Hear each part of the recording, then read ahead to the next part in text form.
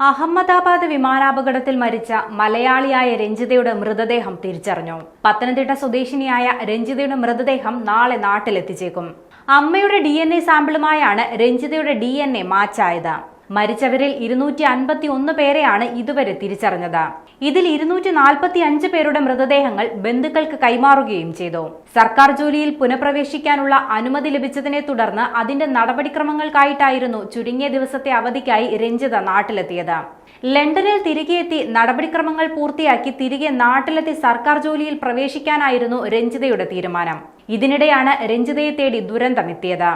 ഏറെ സ്വപ്നങ്ങളുമായാണ് രഞ്ജിത കടലു കടന്നത്.